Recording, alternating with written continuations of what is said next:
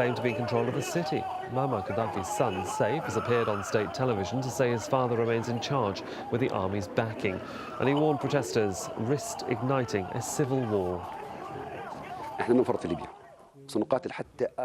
We will not give up Libya. We will fight until the last man, woman, until the last bit of energy. We will not leave it. We will not leave our country to let AlJazeera laugh at us, Al Arabiya or the BBC or any traitors who live abroad and laugh at us here in Libya. We will not allow that. Anti-government demonstrators in Bahrain have spent another night camping out in the capital, Manama. Hundreds of people are still at the Pearl roundabout following the withdrawal of the army. A general strike was suspended on Sunday as the protesters negotiate over the next step. Some are urging opposition parties not to enter talks with the government. Hundreds of Yemenis have continued demonstrations in the capital Sana'a against the country's president. On the 11th consecutive day of protests on Sunday, anti-government protesters camped outside Sana'a University. It came as President Ali Abdullah Saleh offered to hold a dialogue between his ruling party and the opposition. 10 disabled children have died in a fire at an orphanage in Estonia. The blaze broke out in a wooden building in Haapsalu when 37 children and 2 adults were inside. Many were wheelchair-bound and unable to escape the flames. More than 50 people have been killed over the past 3 days in the Mexican town of Ciudad Juarez. That's according to officials there, who say 14 were killed on Thursday, 20 on Friday, and a further 19 on Saturday. Mexico's president plans to send reinforcements to the area. And Iceland's president has called for a new referendum over the $5 billion the country owes to the United Kingdom and the Netherlands. New payment terms have been hammered out following the country's financial collapse and the failure of the IceSafe bank 2 years ago. Olfar Grimsson has called for the new vote after an initial referendum rejected the original terms. More news at the top of the hour next. It's Listening Post.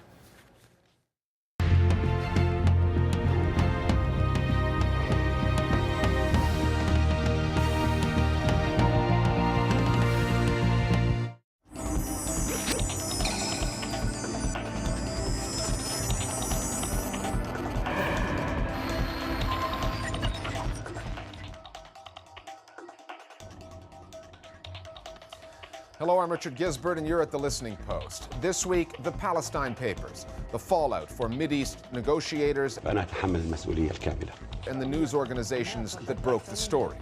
Legal battles over corporate public relations between documentary makers and big money multinationals. They attempted to keep it out of the theaters and away from the public.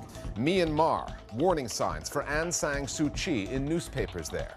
And voices of freedom in Tahrir Square in our web video of the week.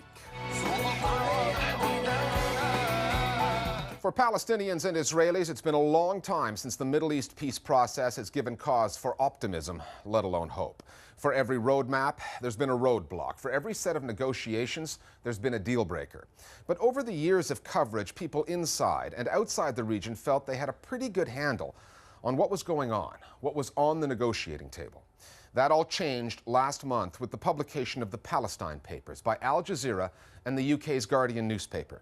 The trove of secret documents contained diplomatic correspondence between Israel, Palestine, and the United States from 1999 to 2010. The revelations made headlines, put AlJazeera in the crosshairs of the Palestinian Authority over the network's role in the story, and led to the eventual resignation of Saeb Erekat, the chief Palestinian negotiator.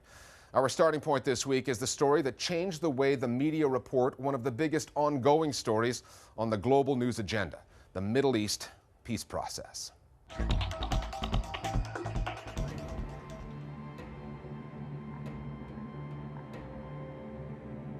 The papers are the largest leak in the history of the Israeli-Palestinian conflict. These papers put you in the room with Mahmoud Abbas, with Ariel Sharon, with Hillary Clinton, and that is absolutely unprecedented. Behind every leak, there's always a story behind the story. Who leaked these documents and why? More bombshells today relating to Palestinian documents leaked by AlJazeera. These documents did not come from Washington or Tel Aviv. They came from somewhere in Ramallah. The papers that brought the closed-door negotiations out into the open were obtained by AlJazeera, which then shared them with The Guardian. The two outlets say they looked at 690 internal emails, 275 sets of meeting minutes, 64 draft agreements, and 54 maps and charts.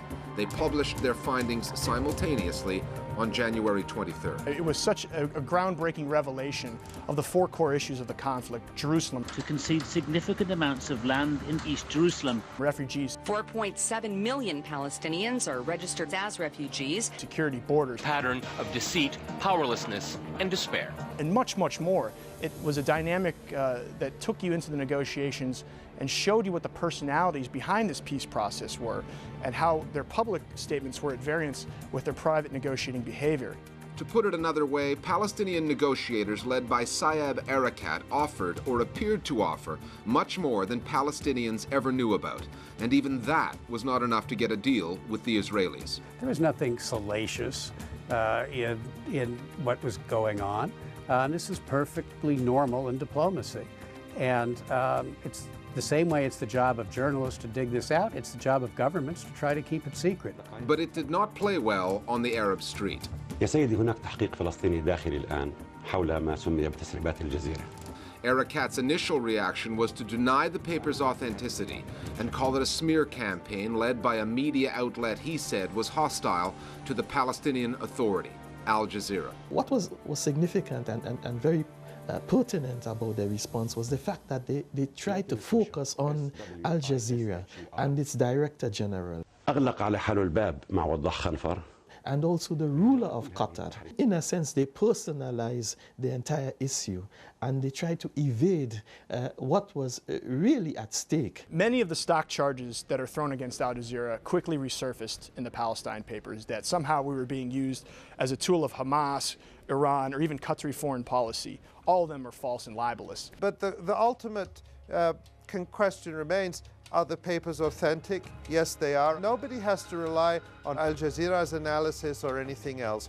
All those papers, all 1,600 documents, are right there on the transparency.aljazeera.net website. Eventually, Erekat acknowledged not only that the documents were authentic, but they were leaked by someone in his own office. He maintained AlJazeera reported some of the papers out of context, but accepted responsibility for the leak and resigned.